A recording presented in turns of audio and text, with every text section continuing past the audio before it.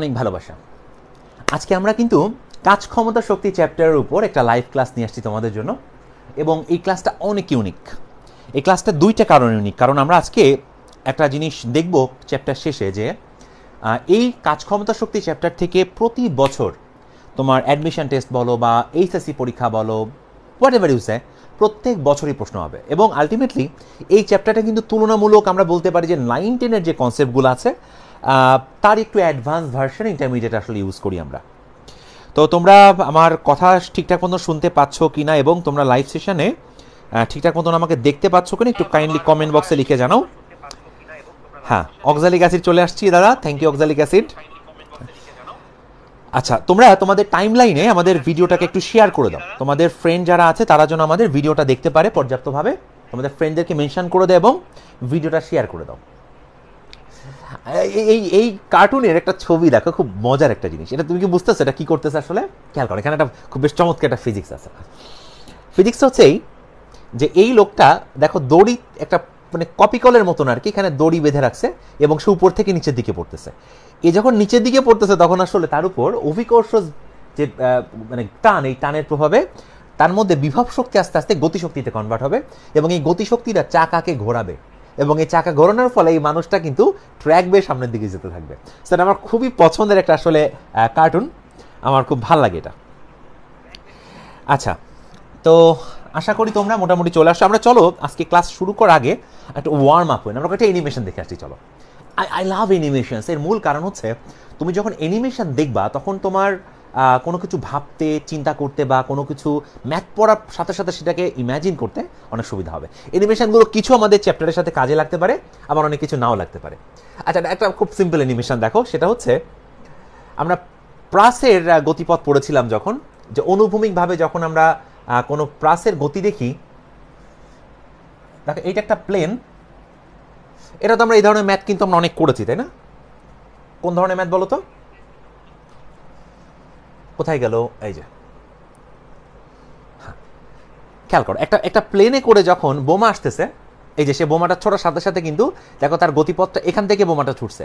বোমাটা কিন্তু ধাপ করে পড়ে নেই, বোমাটা কিন্তু এভাবে গিয়ে পড়েছে। ওটা মজা জিনিস। দেখো আমি যদি পজ করি, দেখছো বিমানের ঠিক ইমিডিয়েট নিচে বোমা, আবার পজ করলাম, দেখো বোমাটা যখন প্লেন থেকে ছাড়া হয় প্রত্যেকটা স্টেপ যদি আমি তোমাকে দেখাই এভাবে, তাহলে তুমি দেখতে পাবা বিমান যেখানে ঠিক তার ইমিডিয়েট নিচে হচ্ছে বোমা থাকে। এবার আর একটা জিনিস তোমাকে দেখাই, দেখো হরিজন্টাল পাল্লা।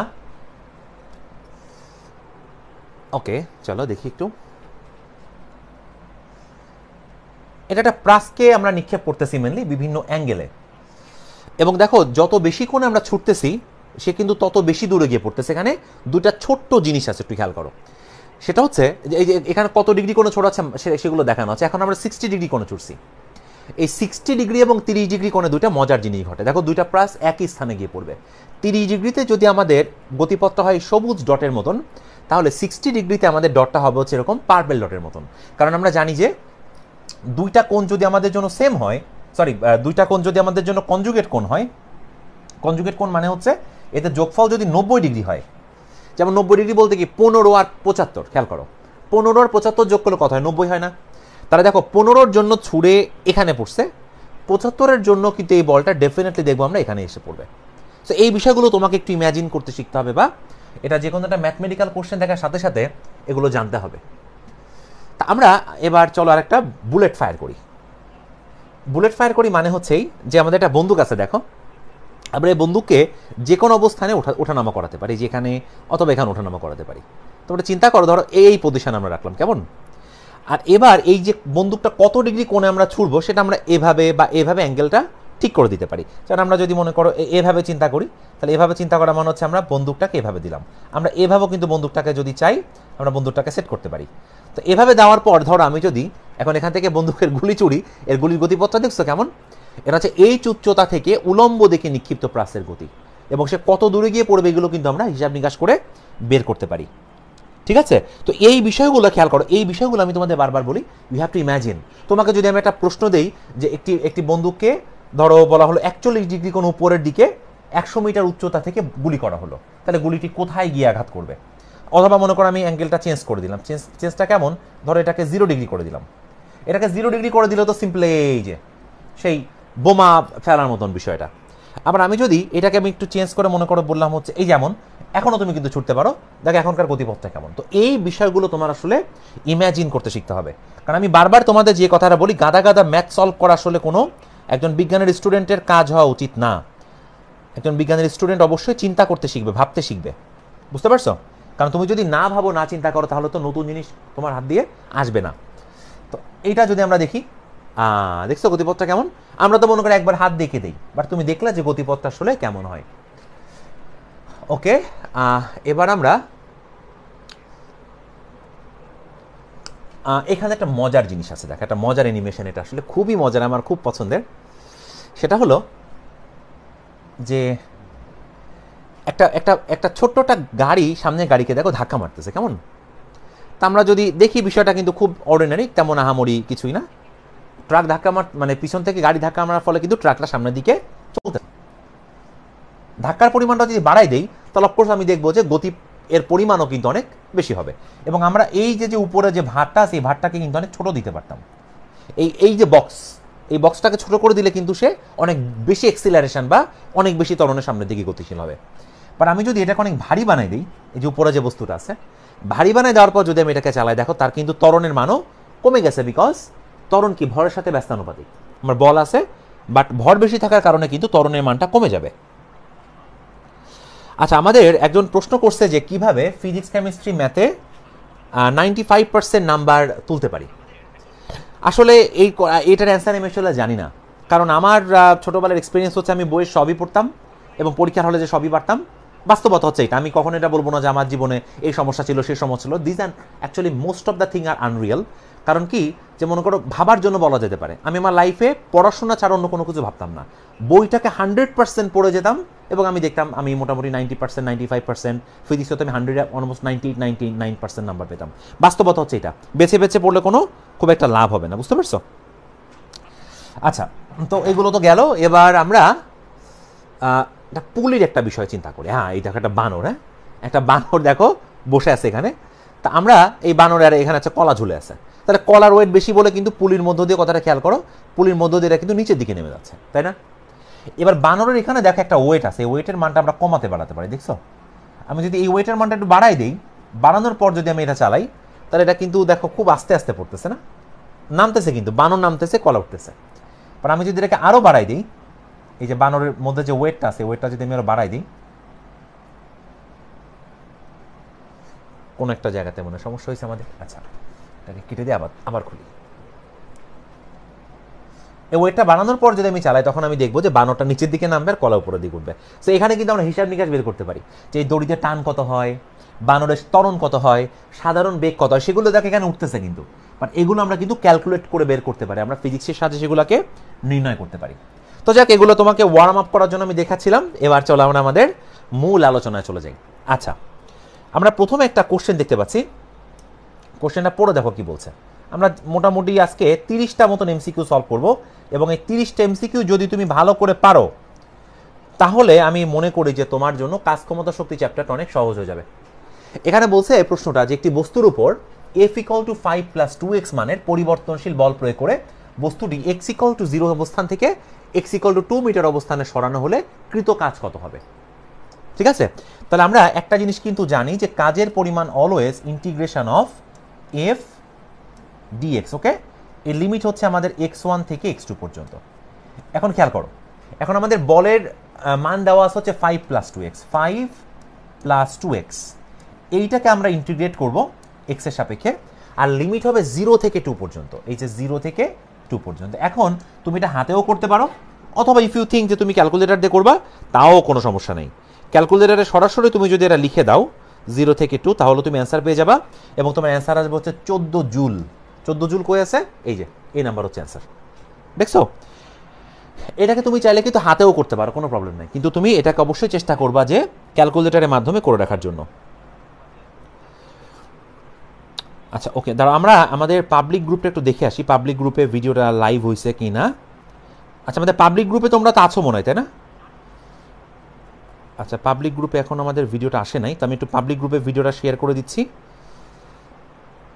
পাবলিক গ্রুপে তো আমি এখনো শেয়ার করি না, wait a second.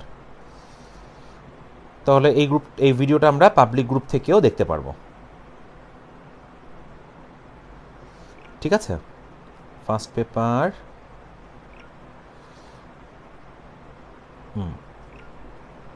Okay,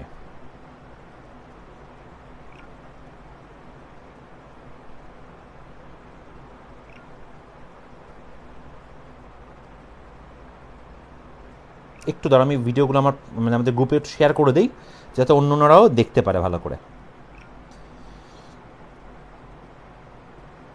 Yes, now I think everything is okay.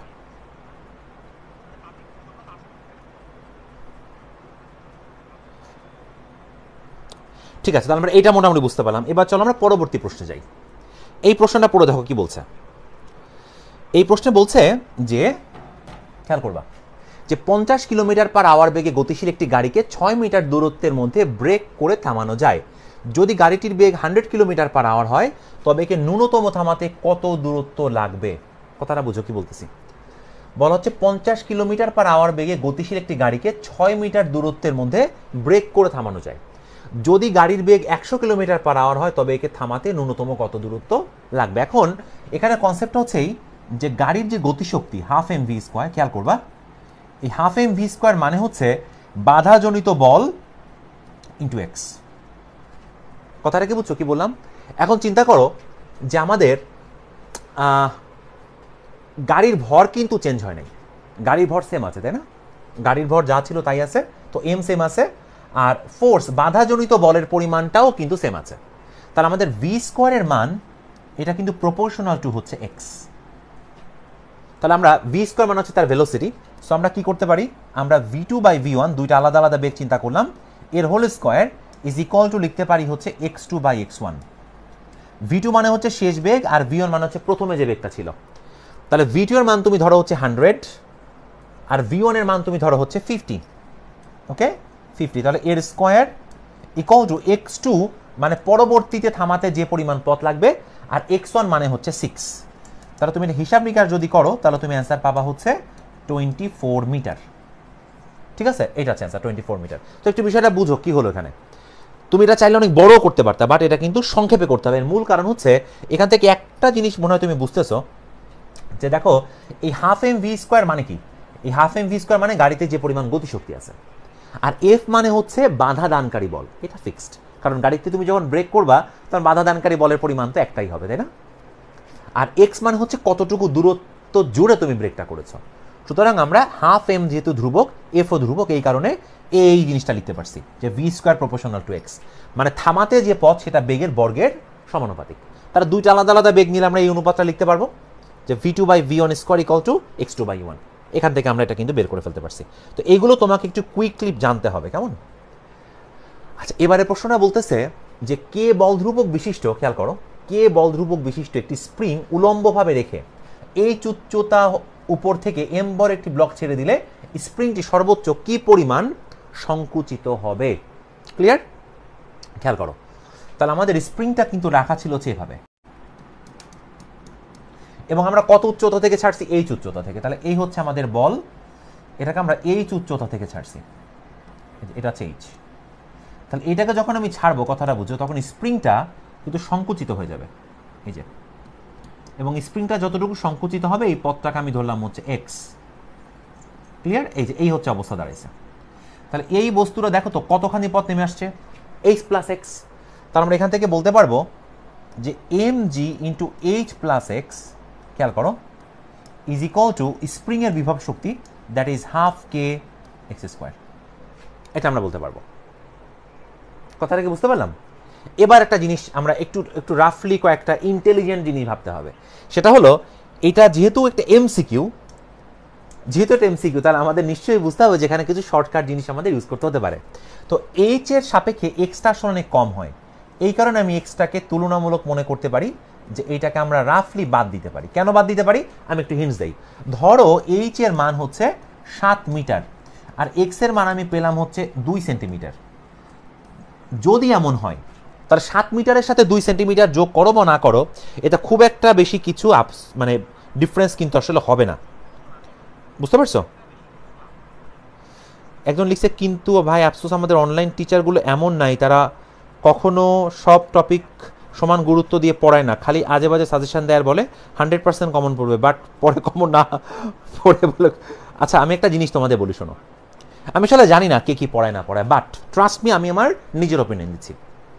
আমি আসলে সরাসরি ক্লাসরুমে পড়িয়েছি বহু বছর, মনে করো 2006 থেকে 2018 সাল পর্যন্ত টানা আমি বহু, অন্তত পক্ষে আমি ফিজিক্যালি পড়িয়েছি প্রায় 2 লাখের উপরে স্টুডেন্ট ফিজিক্যালি। তো যে সমস্যাটা হয় কি হয় জানো, টায়ার্ডনেস চলে আসে যখন দেখা যাচ্ছে আমার সকাল 8টা একটা ব্যাচ, 9টা একটা ব্যাচ, 10টা একটা ব্যাচ, তখন কি একটা ব্যাচের মধ্যে যখন ঢোকা হয় তখন কোনো রকমে ঠিক আছে ক্লাসটা 1 ঘন্টা পার হলে হয়েছে, 1 ঘন্টা ক্লাসের মধ্যে ইফেক্টিভভাবে 30 মিনিট থেকে 35 মিনিট পড়ানো হয়, এর মধ্যে আবার ওই মজা মাস্তি গল্প গুজব করে টাইম চলে যায়। অফলাইনে বেশি পড়ানো যায় না, দিস ইজ রিয়েলিটি। কিন্তু অনলাইনে তোমরা আমাদের যে কোর্সগুলোতে যুক্ত আছো তোমরা দেখছো নিশ্চয়ই কি হিউজ পরিমাণ কন্টেন্ট তোমাদের পড়ানো হয়েছে। এবং আমি মনে করি যে আমাদের যে এসএসসি বলো বা ইন্টারমিডিয়েট বলো বা অ্যাডমিশনের যে কোর্সগুলো আছে এগুলোতে আমরা, যেমন আজকে আমি আমাদের ফার্স্ট পেপারের যে কোর্সগুলো আছে ইন্টারমিডিয়েট ফার্স্ট পেপারের, আমি আজকে 4টা রিসেন্ট ক্লাস দিচ্ছি। আজকে আমি প্রতি উইকে 8-10টা করে ক্লাস রেকর্ড করছি এবং জাস্ট এগুলো আপডেট দিচ্ছি যাতে হচ্ছে স্টুডেন্টগুলো বুঝতে পারে কন্টেন্ট হিউজ পরিমাণ পড়ানো যায়। তো অনলাইনে যেহেতু এত ফ্যাসিলিটি আছে, তুমি অযথা কেন সাজেশনের উপর ডিপেন্ডেন্ট হবা? তোমার মাথার মধ্যে এই চিন্তাই বা কেন থাকবে তোমার সাজেশন পড়তে হবে? ওইগুলো মাথা থেকে বাদ দিতে হবে, কারণ এই সাজেশন হচ্ছে একটা ধোকাবাজি, এ তোমার জীবনে ভালো কোনো কিছু বয়ে আনবে না, বুঝতে পারছো? আচ্ছা এক্স বাদ দিয়ে দেবো। এবার দেখো আমরা কি বলবো, তাহলে আমাদের বাম পাশে থাকবে হচ্ছে mgh আর ডান দিকে থাকবে হচ্ছে হাফ কে এক্স স্কোয়ার। তাহলে দেখো তো আমাদের এক্স স্কোয়ার কত হবে, এক্স স্কোয়ারের মান হবে টুয়াইজ mgh আর নিচে হবে হচ্ছে কে। তাহলে আমাদের এক্স এর মান কত দাঁড়াচ্ছে, এক্স এর মান দাঁড়াচ্ছে হচ্ছে রুট ওভার, খেয়াল করো, রুট ওভার 2mgh বাই কে। দেখো তো আছে কিনা 2mgh বাই কে, এই যে অ্যান্সার হচ্ছে সি, এটা হচ্ছে অ্যান্সার। ক্লিয়ার? এটা হচ্ছে অ্যান্সার। কিন্তু শর্ত হচ্ছে আমরা এখানে এক্সটাকে কিন্তু বাদ দিছি, বাদ দিয়ে আমরা অ্যান্সারটা পাইলাম। বাট তুমি যদি এক্সকে বাদ না দাও তখন তোমার এখান থেকে এক্স এর একটা দ্বিঘাত সমীকরণ আসবে, তো ওইটা যদি বিবেচনা করা হয় দেন তুমি কিন্তু আসলে এখান থেকে কোনো অ্যান্সার পাবে না, নান অফ দিস হইতে পারে। কারণ এখান থেকে যদি এক্সটা বাদ না দাও তুমি কোনো ফর্মেটে এটাকে ফেলতে পারবে না। তো এই কোশ্চেনটা আসলে আমরা জাস্ট বলে মানে একটা কথা লিখে থাকলে ভালো হতো যে এক্স এর মান is very very less than H, এই কন্ডিশনটা দিলে এখানে সব থেকে বেটার হতো। আচ্ছা তো এটা আমরা বুঝলাম। এবার দেখি আমাদের আর একটা কোশ্চেন দিছে মনে হয়, এই কোশ্চেনে কি বলছে যে কোন স্প্রিং নিক্তির বল ধ্রুবক এত, একে সাম্যাবস্থা থেকে 5 সেন্টিমিটার টেনে লম্বা করা হলো, এটিকে আরো 5 সেন্টিমিটার টেনে লম্বা করতে কত কৃত কাজ করতে হবে? গুড।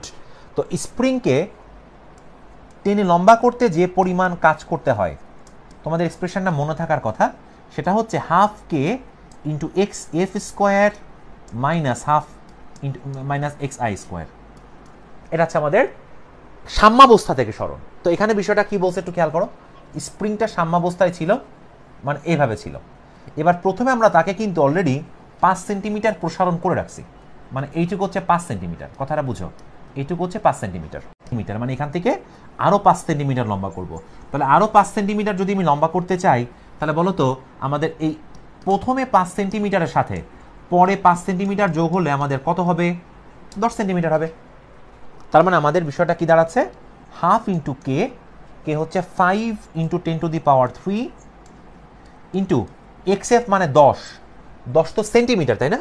তাহলে এটাকে মিটার নিতে হবে, so 0.1 square minus x I হচ্ছে 0.05 স্কোয়ার। সো এখান থেকে তুমি যেটা পাবা সেটা হচ্ছে তোমার সম্প্রসারণ করতে কাজ, মানে 0.5 into 5 10⁻³ into 0.1 square minus 0.05 square. এটার মান দাঁড়াচ্ছে 18.75 জুল। এই অ্যান্সার হচ্ছে এ, 18.75 জুল। ক্লিয়ার? সো এগুলো কিন্তু কনসেপচুয়াল জিনিস।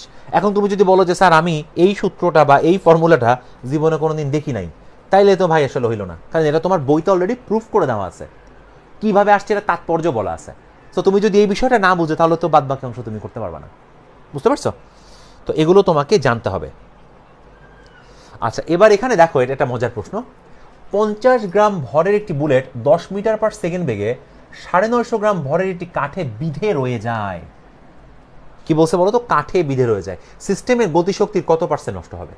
তো তুমি একটা জিনিস চিন্তা করো, তুমি একটা কাঠকে লক্ষ্য করে গুলি করছো, তাহলে গুলিটা কাঠের মধ্যে গেঁথে রয়ে গেছে, তাহলে এই গুলির যতটা গতিশক্তি ছিল যত গতিশক্তি ছিল, এই পুরা গতিশক্তি আসলে কাঠের মধ্যে যে হারাই গেছে না, হারাই গেছে মানে সেটা তাপ অথবা শব্দ শক্তি অথবা অন্য কম্পনজনিত শক্তি জাস্ট কনভার্ট হয়ে গেছে, মানে গতিশক্তি এটা ভ্যানিশ হয়ে গেছে। তার মানে এই কোশ্চেনের অ্যান্সার হচ্ছে 100%। কথাটা বুঝতে পারছো? যখনই বলতেছে যে কাঠের মধ্যে বিধে রয়ে যায়,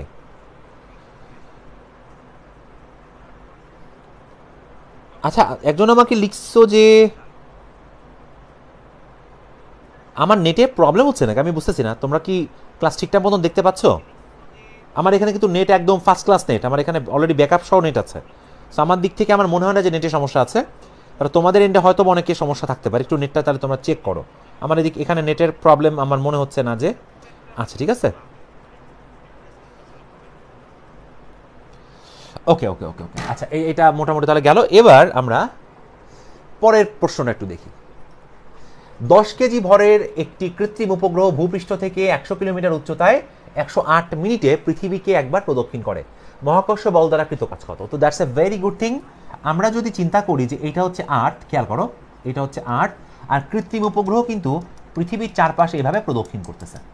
তাহলে এইটা যদি কৃত্রিম উপগ্রহ হয়, তাহলে একে পৃথিবী কি দিচ্ছে? একটা গ্র্যাভিটি দিচ্ছে না? এই যে একটা গ্র্যাভিটি দিচ্ছে, এবং এ কিন্তু গ্র্যাভিটির সাথে লম্বভাবে সরে যাচ্ছে, এইদিকে তার সরণ। তারা চিন্তা করো তো, বলের সাথে যদি সরণ লম্বভাবে থাকে, এই যে কোনটা হচ্ছে 90 ডিগ্রি, তাহলে আমাদের কাজ কত হবে? কাজ হবে হচ্ছে 0। তার মানে এখানে আমাদের গ্র্যাভিটি কোনো নিট কাজ করছে না, বিকজ কেন্দ্রমুখী বল কোনো কাজ করে না। এর মূল কারণ কি? কারণ হচ্ছে গ্র্যাভিটি বলের সাথে সরণটা কিন্তু লম্বভাবে আছে। বুঝতে পারছি? তো এইটা আমাদের একটা মজার বিষয় ছিল। অ্যান্সার হচ্ছে 0টা। আচ্ছা, এবার প্রশ্নটা বলতেছে যে একটি ইঞ্জিন 40 কেজি পানি 10 মিটার উচ্চতায় কোনো ছাদে 1 সেকেন্ডে পাম্প করতে পারে, এর দক্ষতা 60% হলে ইঞ্জিনের ক্ষমতা কত? দুইটা জিনিস বলছে, খেয়াল করো। 40 কেজি পানি 10 মিটার উচ্চতার কোনো ছাদে 1 সেকেন্ডে পাম্প করতে পারে, তাহলে আমি তার আউটপুট ক্ষমতা বের করব, পি আউট। তাহলে আউটপুট ক্ষমতা মানে কি? আউটপুট ক্ষমতা মানে হচ্ছে ওয়ার্ক বাই টাইম। ক্লিয়ার? তাহলে ওয়ার্ক হচ্ছে আমাদের mgh, একে ভাগ করবো হচ্ছে টাইম টি দিয়ে। তার কত কেজি পানি? 40 কেজি। এম হচ্ছে 40, জি হচ্ছে কত? জি হচ্ছে 9.8, আর টি কয় সেকেন্ড? সরি, এইচ হচ্ছে 10 মিটার, আর সময় লেগেছে হচ্ছে 1 সেকেন্ড। তাহলে এখান থেকে আমরা পাবো হচ্ছে পাম্পের আউটপুট পাওয়ার, মানে পাম্প কতটুকু পাওয়ার আমাকে আউটপুট দিচ্ছে তাই। তার 40 ইন্টু 9.8 ইন্টু 10 বাই 1, সো এটা হচ্ছে 3920 ওয়াট। এটা হচ্ছে তার আউটপুট পাওয়ার। এবার আমাকে বলছি ইঞ্জিনটির ক্ষমতা কত। কথাটা বুঝো, ক্ষমতা কত। তাহলে আমার কর্মদক্ষতা যদি বের করতে হয়, তাহলে আমরা কি করব? আউটপুট পাওয়ারকে ইনপুট পাওয়ার দিয়ে ভাগ করে দিব। সো আমাদের এফিসিয়েন্সি হচ্ছে 60% বলে দিছে, তাহলে এটা হচ্ছে 0.6। বুঝতেছো? আউটপুট পাওয়ার হচ্ছে 3920, এবার একে ভাগ করব পি ইনপুট দিয়ে, এই যে পি ইনপুট। তাহলে দেখো তো আমাদের পি ইনপুট কত হচ্ছে? আমাদের পি ইনপুট দাঁড়াচ্ছে হচ্ছে 3920 ডিভাইডেড বাই 0.6, অর্থাৎ দিস ইজ 6533 ওয়াট। এখন এটা ওয়াটে কিন্তু আসলে নাই, 6533 ওয়াটে আসলে নাই। So what we can do, এটাকে আমরা বলতে পারি 6.533 কিলোওয়াট 1000 দিয়ে ভাগ করলে। আর কিলোওয়াট মানে কি বলো তো? কিলোওয়াট মানে হচ্ছে কিলো জুল পার সেকেন্ড, কারণ আমাদের অ্যান্সার অপশন দেওয়া আছে কিন্তু কিলো জুল পার সেকেন্ডে। তাহলে তোমরা আমাকে বলো কিলো জুল পার সেকেন্ডে কোনটা আছে?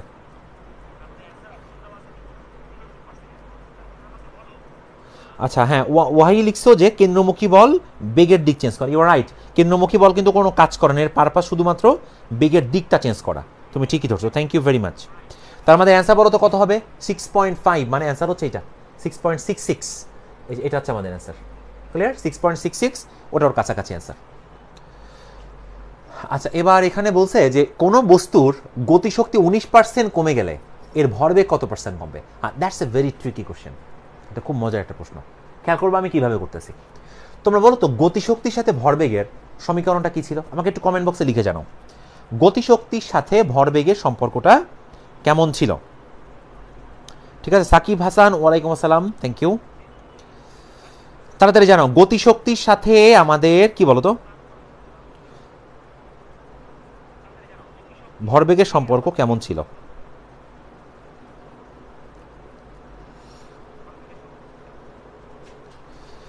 একজন লিখছো যে ভাইয়া ধরেন কুয়াতে পানি ভর্তি, এমত অবস্থায় বলছে যে কুয়া অর্ধেক খালি করতে ভর কেন্দ্রের স্মরণ কত, কত ধরে ম্যাথ করবো? আচ্ছা, কুয়া পুরা ভর্তি থেকে অর্ধেক খালি যদি করতে হয় তাহলে তোমাকে উপরের যে পানিটুকু আছে, কথাটা বুঝো, উপরের যে পানিটুকু আছে এবং নিচের যে পানিটুকু আছে, এখানে দেখতে হবে যে পাইপ কত দূর পর্যন্ত গেছে, কারণ পাইপ উপর থেকেও নিতে পারো, নিচ থেকেও নিতে পারো।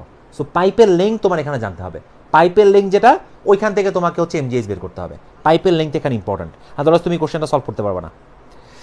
আচ্ছা, তোমরা আমাকে বলো তো গতিশক্তির সাথে ভরবেগের কি সম্পর্ক? আমাকে তো লিখে জানাতে পারলে না। এই যে সম্পর্কটা হচ্ছে এরকম, এই যে এটা হচ্ছে ইকে, তাই তো? তাহলে ইকের মান হচ্ছে P square by 2m, P square by 2m। এটা হচ্ছে গতিশক্তি বনাম ভরবেগ সম্পর্ক, এটা অবশ্যই তোমার দেখার কথা। এবার বলছে কোনো বস্তুর গতিশক্তি 19% কমে গেলে এর ভরবেগ কত পার্সেন্ট কমবে, খেয়াল করবা। গতিশক্তি 19% কমে গেছে, তাহলে আমাদের গতিশক্তির নতুন মান, খেয়াল করো, নতুন মান হচ্ছে আদি মান থেকে আমরা 0.19 ইকে বিয়োগ করব। তাহলে এটা কত হবে? এটা হবে হচ্ছে 0.81 ইন্টু ইকে, রাইট? আর এখান থেকে তুমি খেয়াল করো তো, ভরবেগ পি, এটা প্রপোর্শনাল টু কি বলা যাবে না রুট ওভার ইকে? বলা যাবে, কারণ ভর তো ধ্রুবক। সাকিব লিখছো যে গতিবিদ্যা আমাদের সিলেবাসে তো নাই ভাই, প্রাস কি আমাদের পড়া লাগবে? তোমার ইচ্ছা। প্রাসটা তবে আমি রিকমেন্ড করি পড়ার জন্য, বিকজ অনেক প্রশ্নে প্রাসের বিষয়টা উল্লেখ করে দেয়। কিন্তু তোমাদের এই সিলেবাস, শর্ট সিলেবাস দিয়ে তোমাদের যে কি ক্ষতিটা করছে, আমি আমার ছোটবেলা থেকে জীবনে কোনোদিন শুনি নাই যে ইন্টারমিডিয়েট পরীক্ষা পেছানোর জন্য কে আন্দোলন করে। বাট এবার কিন্তু সে ঘটনা ঘটছে। যারাই করুক, এটা পলিটিক্যাল হোক, হোয়াট এভার, যাই হোক, বাট এটা হয়েছে। তো তার মানে হচ্ছে স্টুডেন্টদের এটা বোঝানো হয়েছে তোমাদের সময় খুব কম, তোমরা এই পারতেছো না, সেই পারতেছো না, এই বলে স্টুডেন্টদের ব্রেন ওয়াশ করে ফেলা হয়েছে। এবং এইটা আসলে কত যে ক্ষতি হয়েছে তোমাদের, তোমরা কর্মজীবনে গেলে বুঝতে পারবা। তোমরা অল্পতেই টায়ার্ড হয়ে যাবে, বিকজ তোমরা কম লোড নিয়ে অভ্যস্ত, বুঝছো? এটা আমি আগেও বলেছিলাম, এটা খুব ক্ষতি হয়ে গেছে তোমাদের। তাহলে আমরা দেখো এখন নতুন ভরবেগ বের করব, নতুন ভরবেগ।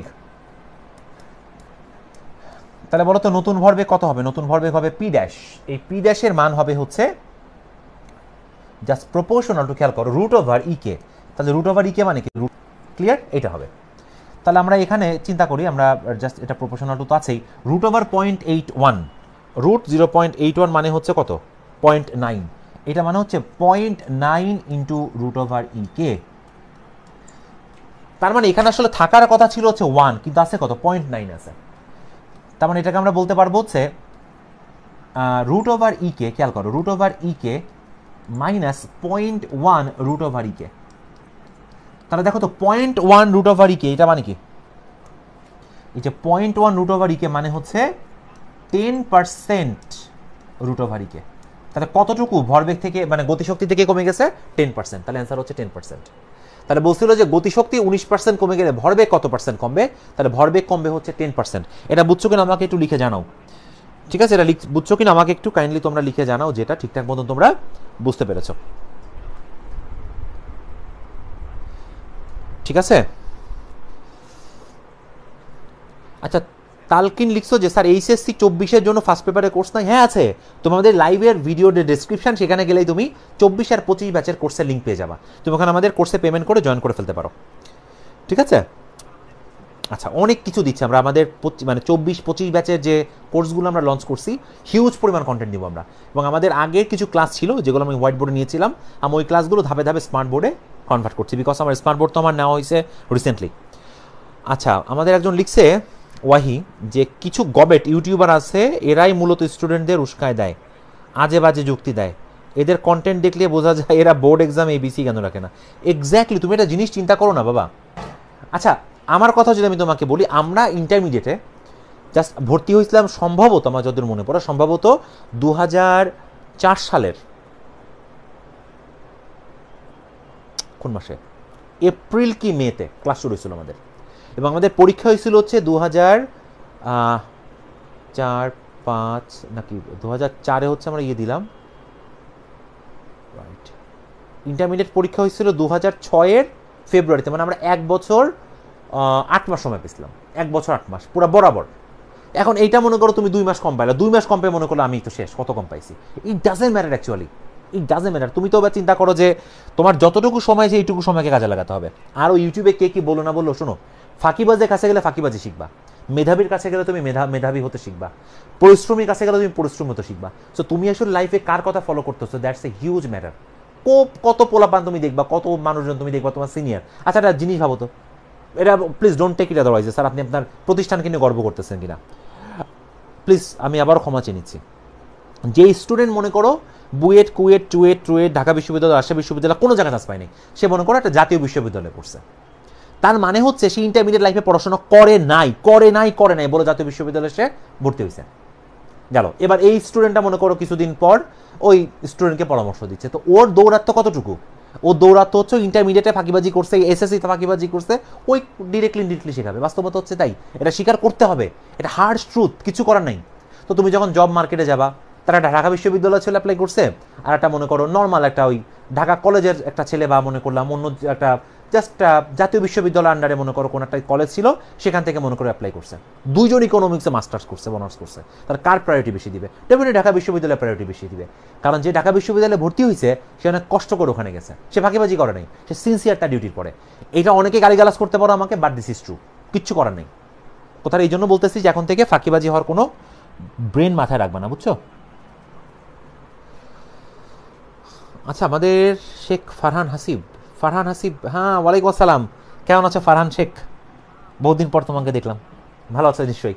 আচ্ছা এটা গেল না, এবার আমাদের পরের প্রশ্নে চলো।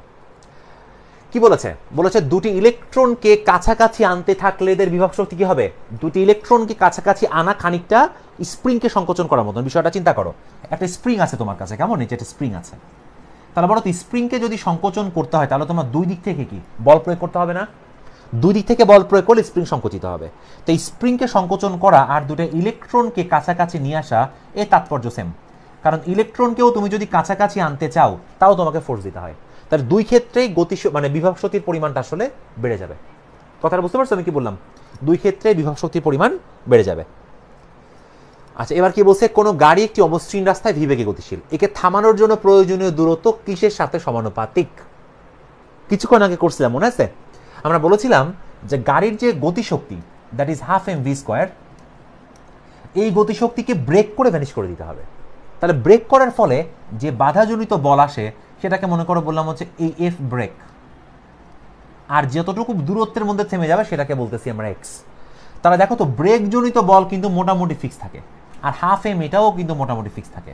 তাহলে এক্স এর মান প্রপোর্শনাল টু কি ভি স্কোয়ার না? তাহলে বেগের মান যদি তুমি ডাবল করে ফেলো, কথাটা বুঝো, বেগের মান তুমি যদি ডাবল করে ফেলো তাহলে এটাকে বলে স্টপিং ডিস্টেন্স, 2 এর স্কোয়ার মানে 4 গুণ হয়ে যাবে। সো আমাদের অ্যান্সার হচ্ছে ভি স্কোয়ার। তোমরা কি বুঝতে পারতেছো কি বলতেছি?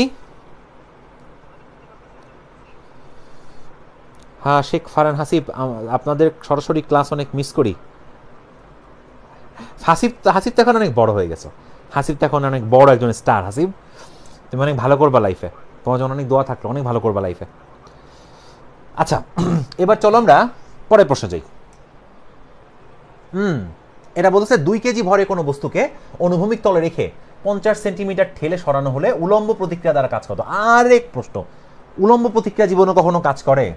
চিন্তা করো তো, যে এই হচ্ছে আমাদের একটা ব্লক মনে করো, এই যে একটা ব্লক মনে করো, কেমন?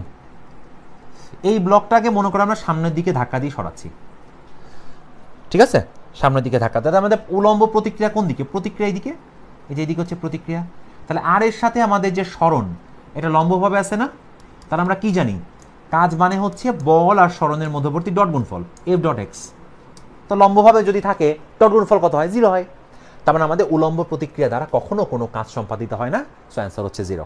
বুঝতে পারছো? এটা মনে রাখবা, 50 সেন্টিমিটার হোক আর যতখানি হোক না কেন, আমরা সরাসরি যতটুকু সরাবো উলম্ব প্রতিক্রিয়া কোনো কাজ করে না।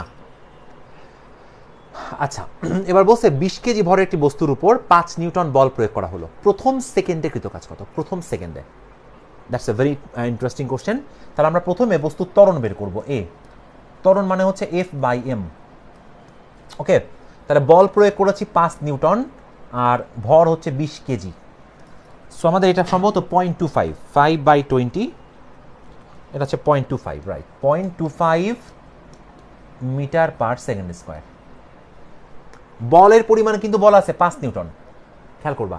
তাহলে প্রথম সেকেন্ডে বস্তু যে পরিমাণ পথ যাবে সেটা হচ্ছে S equal to U T plus half A T square. এখন শোনো বাবাজিরা, তোমরা ওই যে যারা চিল্লাপাল্লা করতেছো না স্যার গতিবিদ্যা তো আমাদের সিলেবাসের মধ্যে নাই স্যার, আমরা পড়বো কি? এখন দেখো, এটা কিন্তু কাজ ক্ষমতা শক্তি চ্যাপ্টারের প্রশ্ন বা বলবিদ্যা চ্যাপ্টারের প্রশ্ন, হোয়াট এভার ইউ সে। তুমি যদি গতিবিদ্যা সম্পর্কে কিছুই না জানো, তুমি এটা বুঝবাই না যে পরে তুমি কি করবা। সো এই জন্য আসলে এটা করছে আমাদের শিক্ষা মন্ত্রণালয়, রাবিশ কাজ করছে, ছাগলের মতন কাজ করছে পুরোপুরি। এখন আমি ভাই ধরবো কারে? শিক্ষামন্ত্রীকে ধরে তো কোনো লাভ নাই, আমাদের শ্রদ্ধেয় যিনি আছেন ওনাকে বলে কোনো লাভ নাই। বলবে আমাদের শিক্ষা মন্ত্রণালয় বেটার জানেন। হ্যাঁ, ডেফিনেটলি মেবি তারা আমার থেকে ভালো জানতে পারে, বাট এটা গাধামি হয়েছে পুরোপুরি, ডেফিনেটলি এটা গাধামি হয়েছে। কারণ তারা আসলে রুট লেভেলে কি হইতেছে এই বিষয় সম্পর্কে ধারণা নাই পুরা। ফিজিক্সের এই চ্যাপ্টার বাদ, এই চ্যাপ্টার ম্যাগনেটিজমের মতন একটা সিরিয়াস চ্যাপ্টার নাকি সিলেবাস থেকে বাদ। তাহলে যে স্টুডেন্ট ইন্টারমিডিয়েটে ম্যাগনেটিজম পড়ে নাই, ও যদি ইঞ্জিনিয়ারিংয়ে ভর্তি হয়, ও তো কিচ্ছু বুঝবে না যে হইতেছে কি, মোটর ঘুরতেছে কেমনে, এই আর্থের ম্যাগনেটিক ফিল্ড কেমনে কাজ করতেছে, তো কিচ্ছু বুঝবে না সে। তাহলে এইভাবে ছাগল প্রোডাকশন করার তো কোনো দরকার নেই, বুঝছো? আমি নাম দিছিলাম হচ্ছে এই যে সিপিসি। যাই হোক, এখন ইউ এর মান হচ্ছে আমাদের 0, টি তো 0, তাহলে প্লাস হাফ। এর মান কত? এর মান হচ্ছে আমাদের এই যে 0.25, আর এখানে তো টি স্কোয়ার মানে 1 স্কোয়ার। তাহলে এইটা হচ্ছে প্রথম সেকেন্ডের স্মরণ, কেমন? তাহলে 0.25/2, তাহলে এটা হচ্ছে 0.125 মিটার।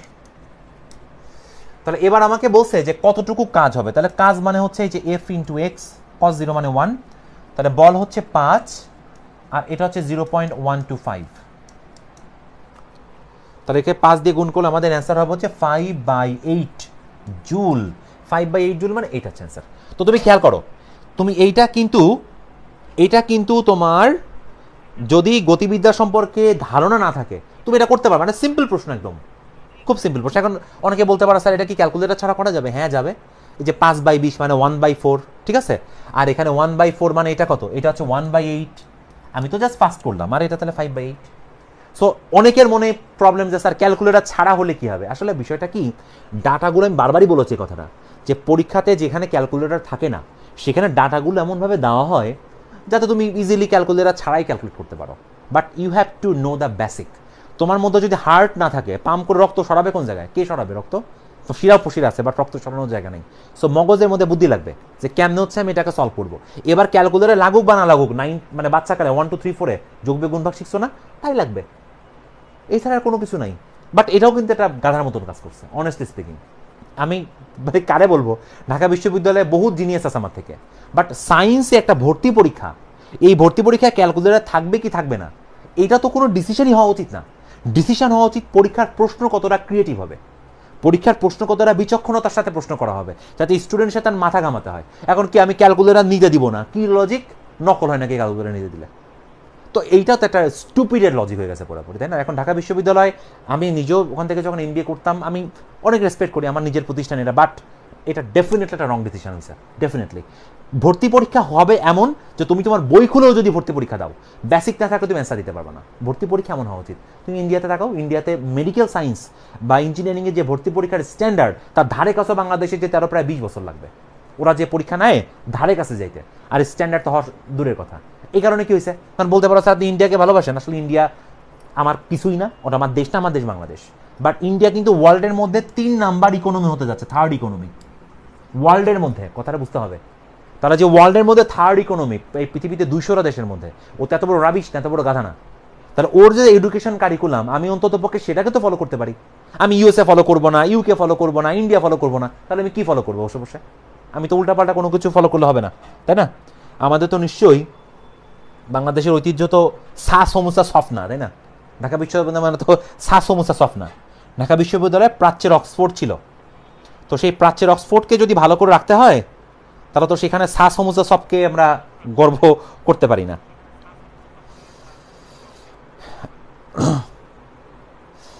এই যে হাসিব লিখছে, কিন্তু হাসিব কিন্তু বুদ্ধিমান ছিল, লিখছে যে ইন্ডিয়ার মেডিকেল পোর্শন একটা আমাদের ইঞ্জিনিয়ারিং স্ট্যান্ডার্ড হয়। সত্য কথা, ইন্ডিয়াতে ওই যে এইমস বলে, এই যে all India medical exam, AIIMS, কি যেন একটা উচ্চারণ আছে, AIIMS মনে হয়।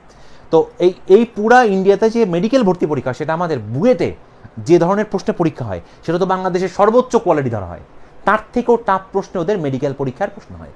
আর আমাদের দেশে মেডিকেল পরীক্ষার প্রশ্ন অমুক বাঁধের দৈর্ঘ্য কত কিলোমিটার। আরে ভাই, পড়তে যাবে ডাক্তারি, ওর অমুক বাঁধের দৈর্ঘ্য মুখস্থ করে কি হবে? আমি জানি না কি হবে। আই ডোন্ট নো যে আসলে এই ধরনের রাবিশ মার্কা প্রশ্ন করার কি দরকার। আর বায়োলজি যতটুকু ইন্টারমিডিয়েটে পড়ে, ওটা আসলে মেডিকেল সায়েন্সের জন্য কিছুই না। কারণ মেডিকেল সায়েন্স আবার শুরু থেকে ওই শিরা উপশিরা শুরু থেকে পড়া লাগে। সো বাস্তবতা হচ্ছে এই কারিকুলামগুলো ঢেলে সাজানো দরকার। কেউ না পারলে তোমরা যখন এই কারিকুলাম পাবা তখন তোমরা সাজাবা। মেডিকেল প্রশ্ন বিক্রি হয় বাংলাদেশে, এবং স্টুডেন্ট টিচার হয়েছে কোচিংয়ে, সে বিক্রি করে কতজনকে ধরছে। এর থেকে ন্যাক্কারজনক আর কিছু হইতে পারে বলো তো? কোন অবস্থাতে নিয়ে যাচ্ছে দেশটারে? পলিটিক্যাল অবস্থা শেষ, এডুকেশন অবস্থা শেষ, ইকোনমি অবস্থা শেষ, তার কিছুদিন পর তো আমাদের ভিক্ষা করা লাগবে অবস্থা চলতে গেলে। এডুকেশনটা তো অন্তত পক্ষে ঠিক রাখা উচিত ছিল আমাদের। এখানে হাত দেওয়াটা মোটেও ঠিক হয় নাই, এবং এটা আমাদের প্রচণ্ড ক্ষতি হয়ে গেছে। যাই হোক, খানিক বক বক করলাম, এ বলে কোনো লাভ নেই, বুঝতে পারছি? এ বলে কোনো লাভ নেই, কারণ হচ্ছে যাদের আসলে সিলেবাস বা যাদের প্রণয়ন করার কথা, তারা দেখো কি মজা মাস্তি করতে বসে বসে, তারা এটা চিন্তাই করতেছে না যে what I need to do. আমরা সরাসরি স্টুডেন্ট ডিল করি, আমরা সব থেকে ভালো জায়গাগুলো থেকে পড়ে আসছি, আমরা জানি যে স্টুডেন্টকে কী ভাবতে হয়, কোন লেভেল পর্যন্ত ভাবতে হয়। আর দেখো যে সিলেবাস প্রণয়ন করবে, যে বললাম, ও জাতীয় বিশ্ববিদ্যালয় থেকে বসে বসে মন্ত্রণালয়ের সিলেবাস প্রণয়ন করে কোনো লাভ হবে না। ওইখানে সব থেকে বিচক্ষণ মানুষটা বসতে হবে সিলেবাস প্রণয়ন করার জন্য। রুট লেভেল থেকে শুরু করে কি লাগবে, একদম একটা মোস্ট ট্যালেন্টেড পার্সন ছাড়া হবে না, বুঝতে পারছো কথাটা? বাস্তবতা হচ্ছে এটা। আচ্ছা, এখানে বলছে যে একটি যৌগিক সরল দোলকের পূর্ণ চক্রীকৃত কাজ কত? অ্যান্সার হচ্ছে 0। এটা একদম বেসিক জিনিস। যৌগিক সরল দোলক মানে হলো, যৌগিক সরল দোলক কি জিনিস? যৌগিক সরল দোলক মানে এমন হতে পারে, মনে করো, দাঁড়াও আমি তোমাকে একটা সহজ এক্সাম্পল দিই। মনে করো এই একটা বস্তুকে আমি এখানে হুক দিয়ে রাখছি, এটা কিন্তু সরল দোলক না, যৌগিক সরল দোলক। কেমন একটা সিম্পলভাবে যদি চিন্তা করা হয়, এই ক্যালকুলেটরটা যদি আমি এইভাবে ঘোরাই না, এইটা একটা যৌগিক সরল দোলক। এটা পেন্ডুলাম, বাট এটা কম্পাউন্ড, এটা কমপ্লেক্স পেন্ডুলাম। তাহলে এই ক্ষেত্রে তুমি খেয়াল করে দেখো, এ যখন এখান থেকে তুমি ছাড়তেছো, সে এখানে গিয়ে আবার এখানে আসছে। তাহলে এই পূর্ণ চক্রে, যেহেতু সে গ্র্যাভিটি ফিল্ডের মধ্যে আছে, তাহলে পূর্ণ চক্রে আমাদের কাজের পরিমাণ সবসময় 0 হয়। পড়েছো না সংরক্ষণশীল বল? যে একটা বস্তুকে পৃথিবী থেকে উপরে তুললাম, আবার নামালাম, মোট কাজ কত হইল? 0। বিষয়টা তাই। তাহলে সরল দোলক জটিল হোক বা সহজ হোক, যাই হোক না কেন, আমাদের সাইকেলে 0 হবে। আচ্ছা, এবার আমরা পরবর্তী প্রশ্নে যাই, চলো। এটা একটা ইন্টারেস্টিং প্রশ্ন, যে এম ভর বিশিষ্ট কোনো ব্লককে RE/2, এটা মানে পৃথিবীর ব্যাসার্ধের অর্ধেক উচ্চতা, এটা মনে হচ্ছে পৃথিবীর ব্যাসার্ধের অর্ধেক উচ্চতায় নিতে কৃত কাজ কত হবে? তো এইটার ফর্মুলাটা ছিল হচ্ছে খানিকটা এরকম, W = খেয়াল করো, এই যে জি, এটা কিন্তু খবরদার আবার মানে কি বলে, মানে mg, আমি একটু বলে দেই, এটা অনেকে মনে করতে পারে যে কাজ তো আমরা জানি যে mgh, তাহলে এইচ এর মান তো আমরা জানি যে এখানে বলে দিচ্ছি RE/2, তাহলে এই যে RE/2, অনেক স্টুডেন্ট যাদের বেসিক 0 নড়বড়ে, তাদের অ্যান্সার আসবে mg/RE/2। এবং মজার জিনিসটা খেয়াল করে দেখো, mg/RE/2, কারণ এই দেখো শুরুতে আছে, দেখছো? সো তুমি যদি বোকা হও, তুমি প্রথম বইটা দাগাবা, জানে সুন্দর তো mgh, তাহলে এই হচ্ছে R/2, R/2 বসে দিচ্ছে, ওরা চলে আসছে, দাগাবা, খাবা একটা বাস। ওইটা আসলে অ্যান্সার না। কারণ কি, কেন mgh দিয়ে করা যাবে না? এর মূল কারণ হচ্ছে, যখন একটা বস্তুকে আমরা অনেক উচ্চতা পর্যন্ত তুলি, পৃথিবীর ব্যাসার্ধ 6400 কিলোমিটার, তার অর্ধেক উচ্চতা, ইট মিনস সেখানে জি এর পরিবর্তন হয়ে যাবে। এই কারণে তুমি আর mgh ইউজ করতে পারবে না। তাহলে তোমার কি করতে হবে জানো? তোমার ফর্মুলা হবে হচ্ছে gmm into 1/r minus 1/r plus h। তোমাকে এই ফর্মুলাটা ইউজ করতে হবে, দিস ইজ ইউর ফর্মুলা। এটা তুমি দেখবা তোমার কাজ ক্ষমতা শক্তি চ্যাপ্টারে অভিকর্ষের বিরুদ্ধে কৃত কাজ ওই অংশে আছে। এখন এখানে এইচ এর মান হচ্ছে RE/2, তাহলে দেখো gmm তো আমাদের আছেই, তাই না? এবার 1/r মাইনাস আর, এই আর এর সাথে দেখো খেয়াল করে R/2 যদি যোগ করা হয়, এটা কত হবে? এটা হবে 3r/2। তাহলে 3r/2 এর ইনভার্স করা মানে হচ্ছে 2/3r, বুঝতেছো? 2/3r, এই যে r প্লাস h, এইচ এর মান বসাইছি হচ্ছে R/2। তাহলে এবার কি হবে বুঝতেছো বাজানরা? তাহলে আমাদের লসাগু হচ্ছে 3r, তাহলে 3 - 2, good. So this is gmm divided by 3r। এই যে এখন আমরা কি করব? এখন আমরা উপর নিচে একটা r দিয়ে গুণ করে দিব। এখন বলতে পারি এটা আপনি কেন করলেন? কারণ আমাদের অ্যান্সার জি দিয়ে দেওয়া আছে। সো এটা যদি করা হয়, দেখো এই যে এই আর এই আর গুণ করলে আমাদের হবে হচ্ছে gm/r²। ক্লিয়ার? আর কি থাকবে? আর থাকবে হচ্ছে আমাদের উপরে থাকবে m, আর থাকবে r, আর নিচে থাকবে হচ্ছে 3 অভিকর্ষ ত্বরণ। তাহলে এটা কত হবে? এটা হবে mgr/3। সো তোমরা কি বুঝতে পারলে অ্যান্সার কি হবে? mgr/3 মানে হচ্ছে বি নাম্বার অ্যান্সার, এইটা না কিন্তু mgr/3 অ্যান্সার।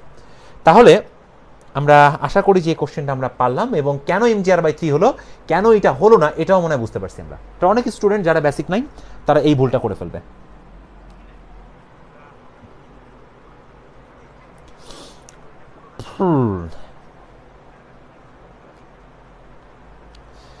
আচ্ছা, এবার আমরা চলো 14-15 নম্বরে যাই। 15 নম্বর কি বলছে?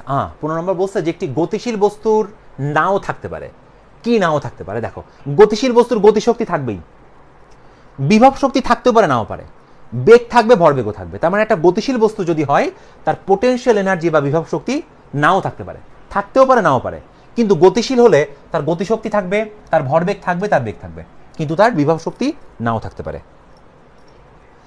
এবার বলছে যে which of the following is non conservative force. এটা মানে হলো নিচের কোনটি অসংরক্ষণশীল বল। অসংরক্ষণশীল বল মানে কি ছিল? যে পূর্ণ একটা চক্র যদি আমি সেই ফিল্ডের মধ্যে কোনো বস্তুকে দেওয়া হয় তাহলে নিট কাজ 0 হবে না, এটা ছিল অসংরক্ষণশীল বল। তাহলে বৈদ্যুতিক বল এটা সংরক্ষণশীল বল, স্থিতিস্থাপক বল সংরক্ষণশীল বল, মহাকর্ষ বল সংরক্ষণশীল বল, সান্দ্র বল অসংরক্ষণশীল বল। অ্যান্সার হচ্ছে সি। বুঝেছ? আচ্ছা, এবার বলছে যে কোনো একটি গাড়ি সোজা রাস্তায় v0 বেগে গতিশীল। যদি টায়ার ও রাস্তার মধ্যবর্তী ঘর্ষণ গুণাঙ্ক মিউ হয় তবে এটি থেমে যাওয়ার পূর্বে কি পরিমাণ পথ অতিক্রম করবে? এটা করতে কিন্তু ফ্রিকশনের কনসেপ্ট তোমার জানা লাগবে। আমি জানি না বুঝবা কতটুকু, বাট দেখো how to deal with it. প্রথম কাহিনী হচ্ছে যে এই আমাদের একটা বস্তু, এই বস্তুর ভেলোসিটি হচ্ছে v0। এই যে v0, কেমন? এই যে এই বস্তুর ভেলোসিটি হচ্ছে v0। Very good. এবার তাহলে এর একটা গতিশক্তি আছে। এবার যখন আমি এই বস্তুটাকে ব্রেক করব, ব্রেক করার সাথে সাথে কিন্তু মানে জাস্ট ফ্রিকশনের ফলে একটা বাধা কাজ করবে, যেটা হচ্ছে এফ কে। এই এফ কে এর মান কত হবে সেটা তুমি প্রতিক্রিয়া থেকে হিসাব করতে পারবা। আর এর ফলে দেখা গেল যে সে এক্স পরিমাণ পথ পিছলায় গিয়ে থেমে গেল। খেয়াল করো, তাহলে তার গতিশক্তি ছিল হচ্ছে ½ v0²। এইটা নষ্ট হয়েছে ফ্রিকশনের ফলে পিছলাতে পিছলাতে।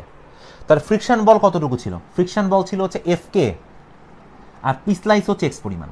তাহলে এই হচ্ছে আমাদের ফর্মুলা। এটা মানে হলো যে ½ v0² পরিমাণ গতিশক্তি ছিল, যেটা ফ্রিকশনের ফলে পিছলাতে পিছলাতে পিছলাতে পিছলাতে অন্য শক্তিতে কনভার্ট হয়ে কিছুক্ষণ পর থেমে গেছে। ক্লিয়ার? এই যে এফ কে ইন্টু এক্স। তাহলে এবার দেখো আমাদের ½ v0² তো দেওয়া আছে, ½ v0² equal to F K. F K মানে হচ্ছে মিউ কে ইন্টু আর। এই যে মিউ কে ইন্টু আর, আর আর মানে হচ্ছে এমজি। এই যে এখানে আর মানে কত? আর মানে হচ্ছে এমজি, এইটুকু জানা লাগবে। আর এখানে আছে হচ্ছে এক্স। তাহলে আমাদের এম এম কাটাকাটি যাবে, বলছে কত পথ অতিক্রম করবে, সো আমাকে এক্স বের করতে হবে। এক্স কত হবে? এক্স হবে হচ্ছে v0² divided by 2 mu K into G. এই যে এই হচ্ছে আমাদের এক্স এর মান। দেখো তো এই অপশনটা আছে কিনা, v0² by 2 mu K into G. তো মিউ কে এর বদলে মিউ দিছে, এই যে অ্যান্সার হচ্ছে v0² বাই 2 মিউ ইন্টু জি। এটা হচ্ছে অ্যান্সার। বুঝতেছো? তোমরা কি সবাই জেগে টেগে আসো? আমাকে একটু কাইন্ডলি লিখে জানাও তো যে বোর্ড টোর হচ্ছে কিনা, কারণ আসলে এগুলো খুব পেইনফুল। ক্লাস করার মতন বিরক্তিকর কাজ আসলে আমার জানা মতো আর কিছু না। এটা খুব পেইনফুল একটা কাজ। একজন মানুষ খামাকে সামনে দিয়ে পক পক পক পক করবে।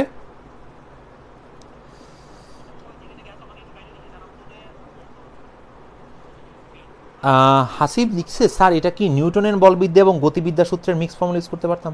হ্যাঁ, পারবো না কেন? এনিথিং। আসলে আমি তো এটা ডিটেলস করেছি, এটা আরও মানে আগের যে কোশ্চেনগুলো ছিল, এটা একটা ওয়ে না, এটা করার হাজার ওয়ে আছে। But whatever the ways are, তোমাকে রাইট অ্যান্সারটা মার্ক করতে হবে, এটা হলেই হয়েছে। আচ্ছা, এবার কি বলছে? কোনো কণা এফ ইকুয়াল টু এত নিউটন বলের প্রভাবে এত মিটার পার সেকেন্ড বেগে গতিশীল হলে এই কণার উপর প্রদেয় ক্ষমতা কত? ওকে, তো এই কনসেপ্টটা হচ্ছে পাওয়ার ক্ষমতা কি রাশি, স্কেলার না ভেক্টর? স্কেলার। পাওয়ার বের করার জন্য বল এবং বেগ একে ডট গুণ করতে হয়। এই যে মানে সিম্পল একটা ডট গুণ করতে হবে, এখানে আর কিছু না। তো ডট গুণ করার সময় আমাদের এটা হচ্ছে 20i ফোর্সের পরিমাণ, 20i plus 15j hat minus 5k hat. এটা হচ্ছে আমাদের ফোর্স। এর সাথে আমি ডট গুণ করবো হচ্ছে এটা, এই যে 6i hat minus 4j hat plus 3k hat. তোমরা একটু খেয়াল করে দেখতে পারো, মাঝে মাঝে এমন হয় যে আই আর যে মনে করো চেঞ্জ করে দেওয়া আছে। সাপোজ এই জিনিসটাই মনে করো শুরুতে এভাবে লেখা হলো -4j hat plus 6i plus 3k hat. আসলে জিনিস তো সেম, কিন্তু স্টুডেন্ট অনেক ক্ষেত্রে বোঝার ভুল করে, প্রথমে আই পরে যে এরকমভাবে শিখছে ওটা এমনভাবে মনে করে। তো যদি এটা থাকে তুমি একটু জাস্ট এক্সচেঞ্জ করে নিবা, আই এর পরে যে এভাবে লিখবা। তাহলে আমাদের এটা কত হবে? এটা হচ্ছে প্রথম টার্ম হবে 120, তারপরে 15, 4 15 60, আর 5 3 5 15 -15। So what the answer is 120 - 60 - 15।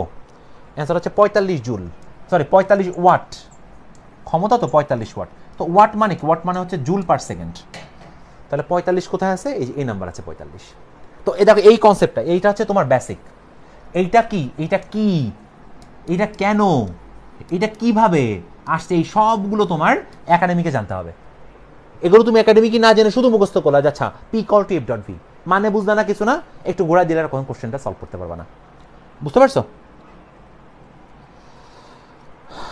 আচ্ছা, হৃদয় লিখছে যে আজ থেকে নিয়মিত পড়াশোনা করবো। তাই থ্যাংক ইউ হৃদয়, আমি খুব খুশি হয়েছি যে তুমি পড়াশোনা করার শপথ দিচ্ছ। আসলে পড়াশোনা, আমি তো একটা মজা জিনিস বলি, শোনো, আসলে তোমরা কখনো একটা জিনিস কি চিন্তা করছো কেউ যে,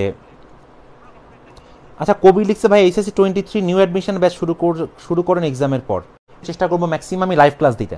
আমার অলরেডি অ্যাডমিশনের জন্য কিছু ক্লাস রেকর্ড করা আছে, সেগুলো তো দিবই। আর আমাদের প্রতি উইকে 2টা বা 3টা করে লাইভ সেশন হবে, লাইভ ক্লাস হবে একটু বড় বড় ডিউরেশনের।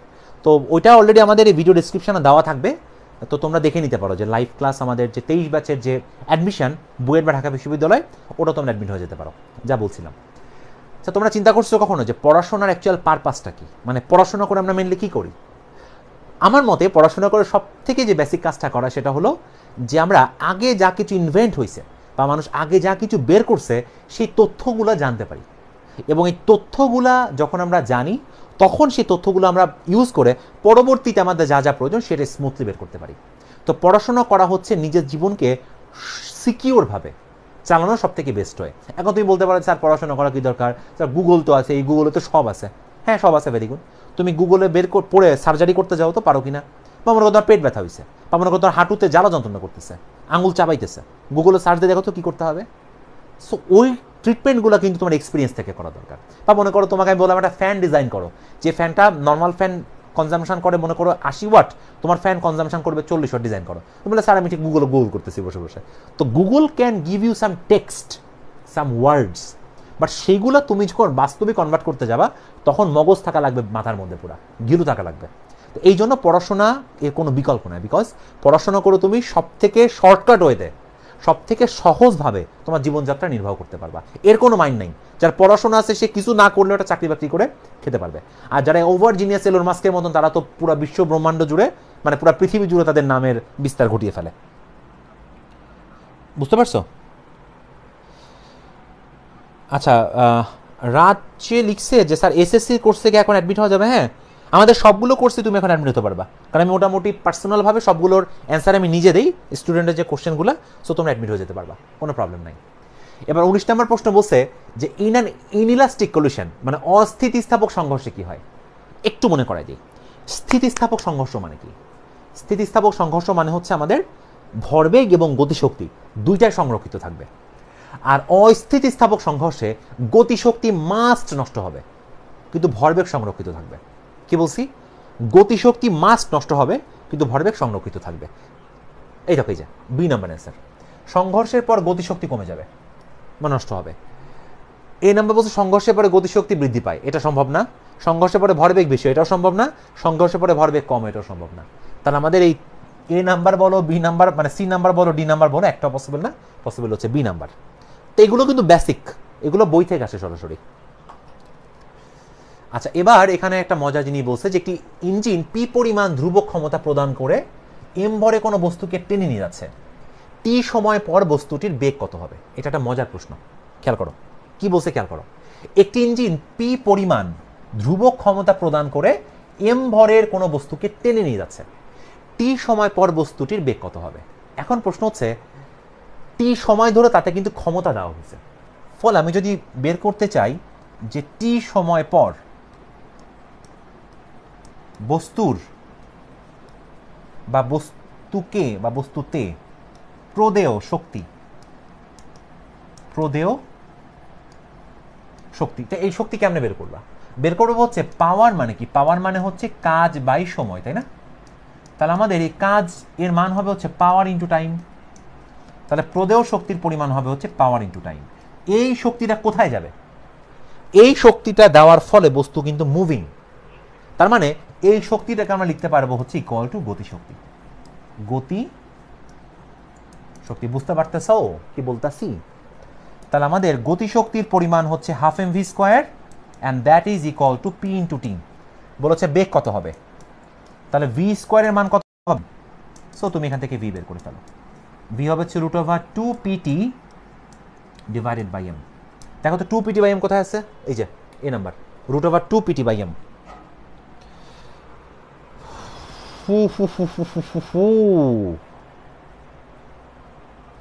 সাদমান লিখছে ভাইয়া ফিজিক্সে প্রবলেম সলভিং এ প্রবলেম ফেস করি, থিওরি পারি, বাট প্রবলেম সলভিং এর সময় অ্যাপ্রোচ কিভাবে করবো বুঝতে পারি না। এখানেই প্র্যাকটিস নামক একটা বিষয় আসবে, যে তুমি যখন থিওরি পড়তেছো, ভেরি গুড। থিওরি মানে কি? থিওরি মানে হলো যে ধরো এই যে হাফ এম ভি স্কোয়ার কিভাবে আসছে, এটা তুমি প্রমাণ দেখলা, গুড, বুঝলা হাফ এম ভি স্কোয়ার মানে কি গতিশক্তি। এটা দিয়ে কি করা যায় তাও জানো। এবার এটাতে যত ধরনের ম্যাথ বইতে আছে তুমি সেগুলো গাইড দেখে করো, গাইড না দেখে করো, একবার আগে করবা। গাইড দেখে করো কোনো সমস্যা নেই, বাট করবা, জানবা কি আছে, এরপর আস্তে আস্তে আননোন প্রবলেমগুলো সলভ করার চেষ্টা করবা। প্র্যাকটিস করতে করতে হয়ে যাবে। এটা আমরা এভাবে করছি, তোমরা এভাবে করবা, কোনো সমস্যা নেই। সো গাইড দেখে যদি তুমি মনে করো যে আমি গাইড দেখবই না, তাহলে তো হইলো না। যেটা ঠেকে যাওয়া সেটা গাইড দেখে করো, অথবা কোনো বন্ধুর কাছ থেকে করো, but you have to know that, you have to know thing. আচ্ছা, এবার পরের প্রশ্ন কি বলছে? 10 নিউটন বল কোনো বস্তুতে প্রয়োগ করায় বস্তুটির সরণ 10 মিটার, এতে কৃতকাজ 50 জুল হলে বল ও সরণের মধ্যবর্তী কোণ কত? আরে এই যে W equal to F x cos theta, এর থেকে সহজ প্রশ্ন কি হইতে পারে? তাহলে আমাদের কস থেটা মানে হচ্ছে ডাব্লিউ বাই এফ এক্স। কাজের পরিমাণ কত? কাজের পরিমাণ হচ্ছে 50 জুল। আর বল কত? বল হচ্ছে 10 নিউটন, এক্স হচ্ছে 10। খাইছে কাজ, ঠিকঠাক আছে। 10 নিউটন বল প্রয়োগ করায় বস্তুর সরণ হাফ। তাহলে আমাদের 50 বাই 100, 50 বাই 100 মানে হচ্ছে হাফ। তাহলে কস থেটা যদি হাফ হয়, থেটা কত হয়? থেটা হয় 60 ডিগ্রি। ওই 60 ডিগ্রি, এই যে 6 নাম্বার অ্যান্সার, 60 ডিগ্রি। বোয়া প্রশ্ন। এইটা একটা খুব ইন্টারেস্টিং জিনিস। দেখো, এটা বলছে যে একজন বালক তার হাতে রাখা একটি খাঁচায় একটি পাখি বহন করে নিয়ে যাচ্ছে। পাখিটি খাঁচার মেঝেতে বসা আছে। যদি পাখিটি হঠাৎ খাঁচার মধ্যে উঠতে শুরু করে, তবে বালকটি খাঁচার ওজন কি মনে করবে? কথাটা বুঝছো? কথাটা মানে বুঝো। কথাটা মানে হচ্ছে ধরো এটা একটা খাঁচা, যেটা একটা খাঁচা মনে করো, কেমন? এই যে একটা মানুষ এটাকে নিয়ে যাচ্ছে বয়ে, সাপোজ এটা বয়ে নিয়ে যাচ্ছে পুরা। এখন হঠাৎ করে এর মধ্যে একটা পাখি যদি উঠতে শুরু করে, যে পাখি মনে করতে শুরু করছে, ক্লিয়ার? পাখি যদি উঠতে শুরু করে, তাহলে এই খাঁচার ওজনের কোনো পরিবর্তন হবে কিনা? কথাটা বুঝো। ওজন জিনিসটা মূলত আসে কিন্তু সারফেসের প্রতিক্রিয়া থেকে। তো যখন পাখিটা যখন ভেতরে উঠতেছে, তখন বাতাসের সাথে পাখি ক্রিয়া প্রতিক্রিয়া জনিত বল কাজ করতেছে। কি বল? ক্রিয়া প্রতিক্রিয়া জনিত বল। এবং এটা কিন্তু বাহ্যিক কোনো বল না, খেয়াল করে শোনো, এটা বাহ্যিক কোনো বল না। সুতরাং এই যে ভদ্রলোক খাঁচাটাকে ধরে আছে, খাঁচাটার ভেতরে বাতাস উঠতেছে, বাতাসের মধ্যে পাখা ঝাপড়াচ্ছে, নাথিং উইল হ্যাপেন, বিকজ আমাদের টোটাল এই খাঁচাটা একটা বদ্ধ জায়গা, একটা বদ্ধ সিস্টেম, আর এখানে বাহ্যিক দিক থেকে কোনো বল প্রয়োগ করা হয় নাই। বাহ্যিক বল মানে যদি এমন হতো যে এই লোকটা খাঁচাকে ধরে নাচাচ্ছে, ওইটা বাহ্যিক বল হইতো, বাট এখানে কোনো বাহ্যিক বল না থাকার জন্য ওজনে কোনো তারতম্য হবে না। সো অ্যান্সার হচ্ছে সি, যে ওজনের কোনো পরিবর্তন হবে না। কারণ কি? কারণ হচ্ছে কোনো বাহ্যিক বল নাই, কোনো বাহ্যিক বল নেই, এই কারণে ওজন সেম থাকবে। আচ্ছা, এবার বলছে যে দুটি বস্তু স্থিতিস্থাপক সংঘর্ষ করলে নিচের কি সংরক্ষিত থাকবে? স্থিতিস্থাপক মানে সংঘর্ষ মানে হচ্ছে গতিশক্তি এবং ভরবেগ দুটা সংরক্ষিত থাকবে। তাহলে এ হচ্ছে গতিশক্তি, বি হচ্ছে ভরবেগ, সি হচ্ছে নান, আর সি হচ্ছে বোথ। অ্যান্সার হচ্ছে সি, উভয় সংরক্ষিত থাকবে। বুঝতেছো? আচ্ছা, আমি কি দ্রুত যাচ্ছি নাকি একটু? ওকে, পরের প্রশ্ন দেখি আমরা। পরের প্রশ্ন কি বলছে? পরের প্রশ্ন বলতেছে যে 4 কেজি ও 1 কেজি ভরের দুটি বস্তু একই শক্তি নিয়ে গতিশীল হলে এদের রৈখিক ভরবেগের অনুপাত কত হবে? এখন প্রশ্ন হইল গতিশক্তি বলছে না, তাহলে গতিশক্তি ই কে এর মানে কি বলেছিলাম, পি স্কোয়ার বাই 2m। তাহলে দেখো, তাহলে পি স্কোয়ার প্রপোর্শনাল টু হচ্ছে ইকে, শুরুতেই বলেছিলাম। তাহলে ভরবেগ পি ইজ প্রপোর্শনাল টু হচ্ছে রুট ওভার ইকে। তাহলে আমাদের দুইটা কিন্তু বলেছে 4 কেজি। না না না না না, ওয়েট এ সেকেন্ড, একই, সরি, দেখছো আমি ভুল করে ফেলছি, ভুল করেছি রে। কি ভুল করেছি বলো তো, বলতে পারবা কি ভুল করেছি? দেখো আমি কি ভুল করেছি, হচ্ছে তোমাকে বলেছে 4 কেজি ও 1 কেজি ভরের দুটি বস্তু একই শক্তি নিয়ে গতিশীল। মানে হচ্ছে ইকের মানটা ধ্রুবক দুইটা বস্তুর জন্যই, দুইজনই একই শক্তি নিয়ে আছে, মানে ইকে কনস্ট্যান্ট। সুতরাং আমরা এখান থেকে বলতে পারবো যে পি স্কোয়ার প্রপোর্শনাল টু হচ্ছে ভর এম। বুঝতে পারছো? তাহলে বলো তো পি প্রপোর্শনাল টু কি হবে? পি প্রপোর্শনাল টু হবে হচ্ছে রুট ওভার এম, মানে তাদের ভরবেগ হচ্ছে ভরের রুটের সমানুপাতিক। এইটা মানে হচ্ছে গতিশক্তি ধ্রুবক দুইটারই। প্রশ্নটা বড়, 4 কেজি 1 কেজি ভরের দুটো বস্তু একই শক্তি নিয়ে গতিশীল, ইকে কনস্ট্যান্ট। মানে কি? P square proportional to M, because এই পি স্কোয়ার বাই 2m এইটা দুইটা বস্তুর জন্যই ধ্রুবক। বুঝতে আসো? তাহলে P square proportional to M, তার মানে P proportional to root over M. So তুমি এখন দুইটা ভরবেগ যদি চিন্তা করো, P2 বাই P1, কি বলবা? এটা বলবা root over M2 by root over M1, এটা বলবা। তাহলে একটার ভর হচ্ছে 4 কেজি, তাহলে এখানে হবে হচ্ছে √4 আর নিচে হবে হচ্ছে √1। তাহলে √4 মানে 2 আর নিচে হচ্ছে 1, তাহলে আমাদের অ্যান্সার হচ্ছে 2:1। শেষ। 2:1 কই? এই যে 2:1। বুঝছো? সো এটা বেশ মজার প্রশ্ন কিন্তু। আচ্ছা, অক্সালিক অ্যাসিড আমাদের প্রশ্ন করছে যে দাদা আমার একটা প্রশ্ন আছে, একটা চলন্ত ট্রেনে যদি একটা ড্রোন ওড়ানো হয় আর একটা স্টেবল উচ্চতায় নিয়ে আসি, তাহলে কি ড্রোন ধাক্কা খাবে ট্রেনের দেওয়ালের সাথে? তারাও কি বললা? একটা চলন্ত ট্রেনে যদি ড্রোন ওড়াই আর একটা স্টেবল উচ্চতায় নিয়ে আসি, তাহলে কি ড্রোন ধাক্কা খাবে ট্রেনের দেওয়ালের সাথে? ইয়েস, অফকোর্স ধাক্কা খাবে। এর মূল কারণকে আমি তোমাকে বলি, কারণ ড্রোনের যে প্রোপেলারগুলো, কথাটা বুঝো, ড্রোনের যে প্রোপেলারগুলো, তোমার কি ট্রেনটা গতিশীল ছিল? নো, ওয়েট, তুমি যদি এমন করো যে ট্রেনটা মুভিং অবস্থাতে আছে, তাহলে ধাক্কা খাবে না, কারণ ট্রেনটা যদি মুভিং অবস্থায় থাকে তাহলে তো ড্রোনেরও একটা বেগ আছে, সো তুমি তখন ওড়াতে পারো ভেতরে, নাথিং উইল হ্যাপেন। কিন্তু যদি এমন হয় যে ট্রেনটা স্থির ছিল, তখন তুমি ড্রোন ওড়াইছো, কথাটা বুঝো, ট্রেনটা স্থির ছিল, তুমি ড্রোন ওড়াইছো, এবার ট্রেন চলতে শুরু করছে, তখন ধাক্কা খাবে। কিন্তু ট্রেনটা চলমান অবস্থায় যদি ড্রোন ওড়াও, তখন অবশ্যই সে দেওয়ালের মধ্যে ধাক্কা খাবে না। খুব মজার প্রশ্ন করছো, আশা করি অ্যান্সার পাইছো। এবার 25 নম্বর প্রশ্ন বলছে যে 1200 কেজি ভরের একটি গাড়ির ইঞ্জিনের ক্ষমতা 134.05 হর্স পাওয়ার, কর্মদক্ষতা 90%। গাড়িটিকে স্থির অবস্থা থেকে 30 মিটার পার সেকেন্ড বেগে আনতে ন্যূনতম কত সময় লাগবে? সত্যি খুব মজার প্রশ্ন এটা। তাহলে আমরা এখানে যদি ক্ষমতার কথা বলি, ক্ষমতা মানে হচ্ছে ওয়ার্ক বাই টাইম, আর এখানে কাজ শক্তি উপপাদ্য ইউজ করতে হবে তোমাকে।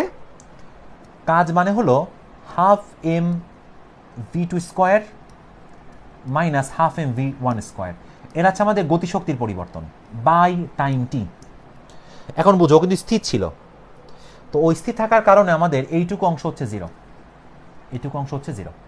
বুঝতে পারছো? তাহলে তুমি পাওয়ারের মানটা লিখে দাও 134.05 হর্স পাওয়ার, তাহলে 746 দিয়ে গুণ করে এটাকে ওয়াটে কনভার্ট করলাম।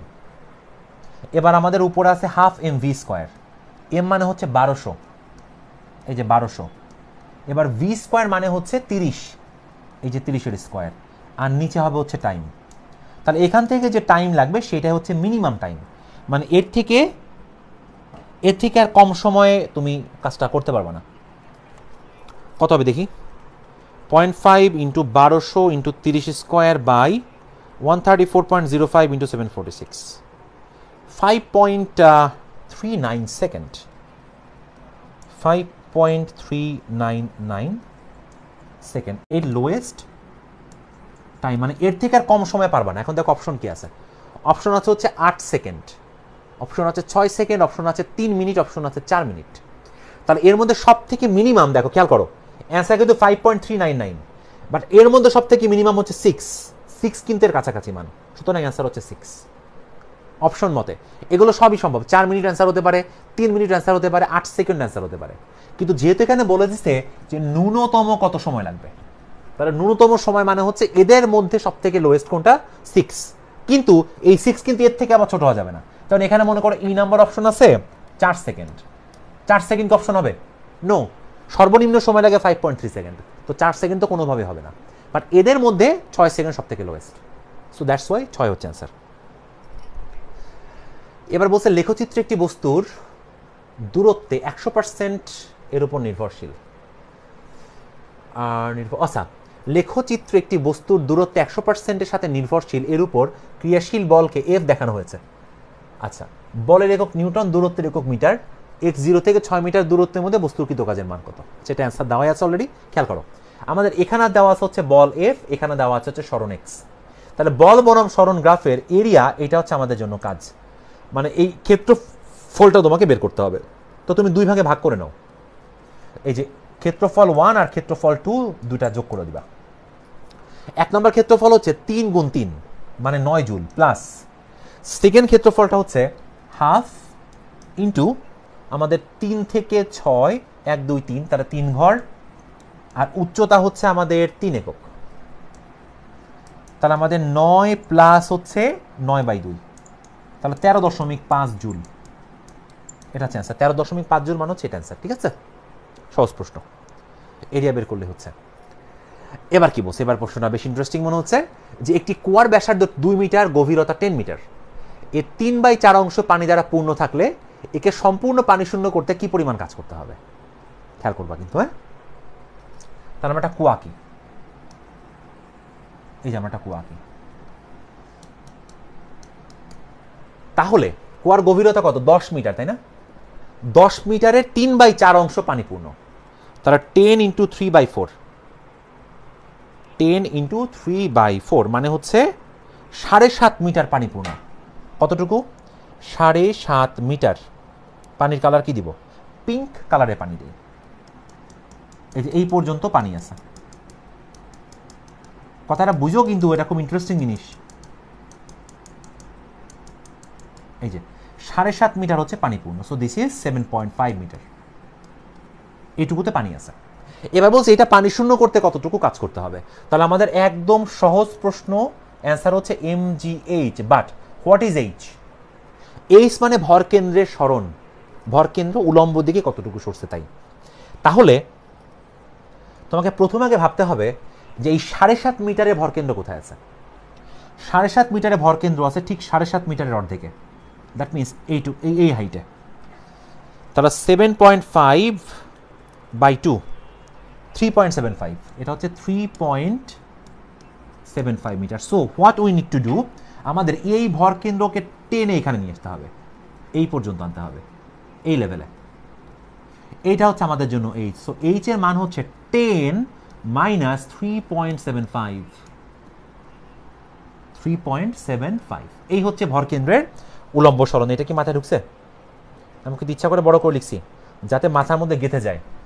তাহলে এই সরণটা কত হবে দেখো, 10 মাইনাস 3.75, এটা কি বুঝলা কেন হয়েছে? 6.25 মিটার। এইটা হচ্ছে ভর, এটার নাম কি? এটা হচ্ছে ভর কেন্দ্রের সরণ, ভর কেন্দ্রের সরণ। এটা তোমার মাস জানা লাগবে। আচ্ছা এক সেকেন্ড, আমি 25 নাম্বার কোনো ভুল করছি নাকি? একজন আমাকে বলছে 90% ইউজ করি নাই।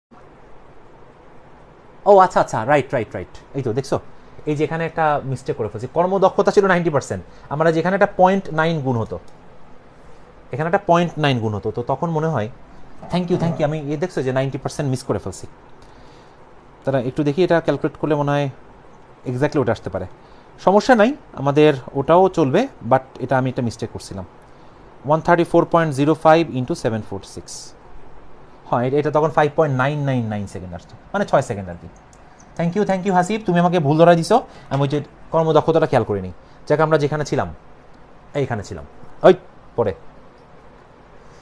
এখন এখানে আমাদের এম কত হবে দেখো, এম মানে হচ্ছে আয়তন ইন্টু ঘনত্ব, আর এখানে আছে জি ইন্টু এইচ।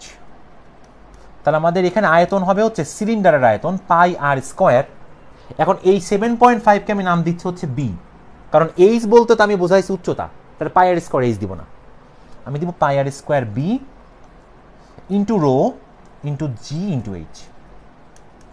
তাহলে পাই ইন্টু আর স্কোয়ার কত, আর মানে হচ্ছে 2 মিটার ব্যাসার্ধ, তাহলে 2 স্কোয়ার, আর বি মানে তো 7.5 মিটার, আর পানির ঘনত্ব কত, পানির ঘনত্ব হচ্ছে 1000, আর জি হচ্ছে 9.8, আর এইচ এর মান হচ্ছে আমাদের 6.25। তাহলে সবগুলো গুণ করে দিলে কিন্তু আমাদের অ্যান্সার হয়ে যাবে। Pi into 2 square into 7.5 into 1000 into 9.8 into 6.25। তাহলে আমাদের অ্যান্সার আসতে হচ্ছে 5.77 ইন্টু 10⁶ জুল। অ্যান্সার দেওয়া আছে কত, 5.77 10⁶ জুল। এই যে অ্যান্সার হচ্ছে এ। তাহলে এখানে মেন ট্রিক্সটা হচ্ছে তুমি এই যে 3/4 অংশ পানি পূর্ণ ছিল, এখান থেকে তুমি ভরকেন্দ্রের সরণ এইচটা ঠিক মতন বের করতে পারো কিনা। তাহলে সবসময় নিয়মটা মনে রাখবা, যতটুকুই পানি পূর্ণ থাকুক, ভরকেন্দ্র শুরুতে কোথায় ছিল আর পরে কোথায় গেল, এটা হচ্ছে আমাদের জন্য এইচ। আর এইটুকু যদি তুমি বের করতে পারো তাহলে করে ফেলতে পারবা। আচ্ছা, আমরা মোটামুটি বেশ খানিক দূর আগায় গেছি, আর মনে আমাদের 2-3টা প্রশ্ন আছে, এটা হলে শেষ। এগুলো আসলে কোনো ম্যাথ না, এগুলো সিম্পল প্রশ্ন।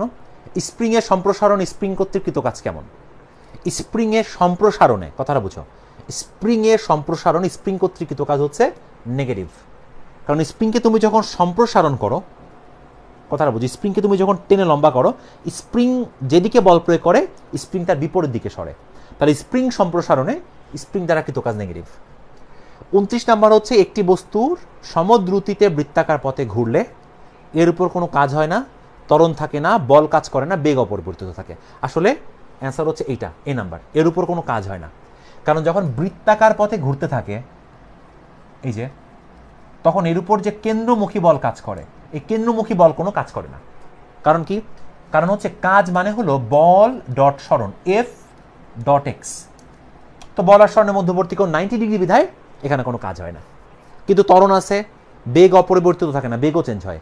কারণ এখানে বেগ এখানে এই বরাবর, এখানে এইদিকে, আবার এখানে কিন্তু স্পর্শক বরাবর, বেগের ডিরেকশন চেঞ্জ হয়।